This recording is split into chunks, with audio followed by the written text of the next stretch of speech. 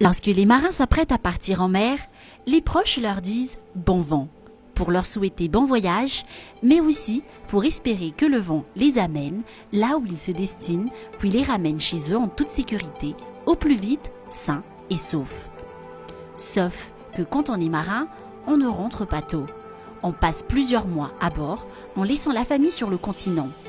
À en croire Vlolnianki Nanafiravnarivo, ce n'est pas un choix facile, surtout pour une mère. Tsy ho arera angamba fa ho an'ny rehetra aloha ny miasa lavitra fianakaviana mandritra ny fotoana maharitra ilana heritsaina sy fandavan-tena satria farafahakeliny ny valiko hatramin'ny 6 volana no miasa eny ambony ranomasina lavitra fianakaviana. Il ne suffit donc pas de choisir de devenir marin. Il faut aussi avoir de la force psychologique et physique appropriée. Durant leur formation au sein de l'École nationale maritime à Majunga, ces femmes ont également appris à acquérir la mentalité qui sied à leur métier. Dia ankoatr'izay mila mivonona foana ny toe-tsaina amin'izay zavatra mety hiseho satria tsy ho afaka ho manana dia mialoha daholo ny zavatra rehetra eny amin'ny lalana aleha eny. Ohatra manokana tamin'ny fisian'ny Covid-19 misy ny sasany tsy afaka mody mihoatra noho izay 6 volana izay. Ohatra hoe fa mety misy zavatra miseho isan-karazany eny dia fiomanan-tsaina fotsiny angamba no tena ilaina.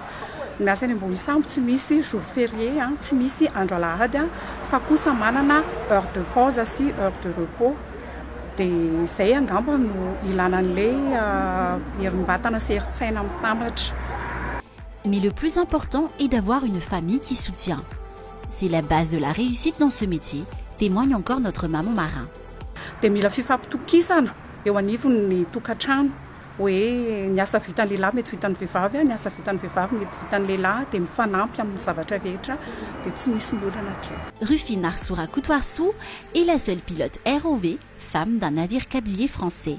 Elle s'occupe de l'entretien des engins sous-marins. Elle est d'ailleurs la seule femme de l'équipage, ce qui ne semble pas déranger cet ingénieur en électromécanique et informatique industrielle. Ilay izy aloha zany dia asa mahafinaritra matetika mantsy ny olona raha vao hoe vehivavy anaty sambo zany dia hoe zany ve tsy hafa sady indrindray moa zany ilay saika hoe somary asan-dehilahy satria ny ankamaroan'ny ekipage zany dia saika lehilahy daholo nefa zany maha-vehivavy ianao zay dia tsy natao sakana zany tsy afahanao mamita ilay asa fa ny olon-drehetra dia manampy anao ary manoro anao sady mampivelatra anao zany izy amin'ny zavatra rehetra sy ataonao. Toutefois, le métier de marin n'est pas qu'épreuve. Ces femmes découvrent également durant leur périple de nouveaux pays, des équipages internationaux. En fait, elles font du tourisme gratuit. Les avantages du métier selon Rufine Arsoura Koutouarsou.